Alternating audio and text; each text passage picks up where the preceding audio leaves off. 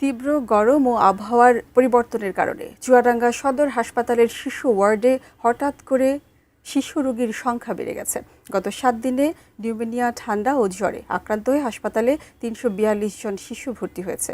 ২২টি শয্যার বিপরীতে রোগীর সংখ্যা ৩ গুণেরও বেশি হওয়ায় অনেক শিশুকে বাধ্য হয়ে মেঝেতে শুয়ে চিকিৎসা নিতে হচ্ছে। চুয়াডাঙ্গা সদর হাসপাতাল থেকে সর্বশেষ তথ্য জানিয়েছেন প্রতিনিধি মোহাম্মদ মিঠুন। শিশু রোগীর সংখ্যা বিশেষ করে এই আবহাওয়ার কারণে প্রতিটা ওয়ার্ডেই আমরা দেখেছি, বিশেষ করে শিশু ওয়ার্ডে সেখানে ঠান্ডা, কাশি এবং নিউমোনিয়ায় আক্রান্ত হয়ে রোগীর সংখ্যা কিন্তু বাড়ছে। আমরা দেখেছি যে সদর হাসপাতালে শয্যার তুলনায় রোগীর সংখ্যা অনেকটা বেশি। যার ফলে শিশুরা কিন্তু যে বেড থাকার কথা, চুয়াডাঙ্গা সদর হাসপাতালে মোট শিশুদের জন্য 22টি বেড কিন্তু বরাদ্দ আছে।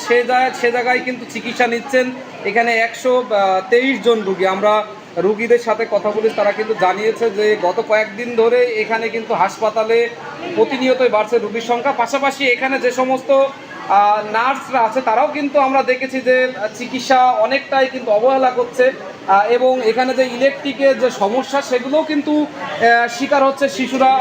দিন রাত যে একদিকে যেমন লোডশেডিং থাকছে, পাশাপাশি এখানে বিদ্যুৎ থাকলেও বিদ্যুতের বেশ কয়েকটা ইউনিটে অচল অবস্থা আছে, সেখানে কিন্তু শিশুদের অনেকটা কষ্ট হচ্ছে। তবে এখানে যিনি দায়িত্ব আছে তত্ত্বাবধায়ক, আমরা তার সাথে কথা বলেছি, তিনি কিন্তু জানিয়েছে যে আসলে গত কয়েকদিন ধরেই চুয়াডাঙ্গা সদর হাসপাতালে শিশুদের রোগীর সংখ্যা কিন্তু শিশু রোগীর সংখ্যা বাড়ছে।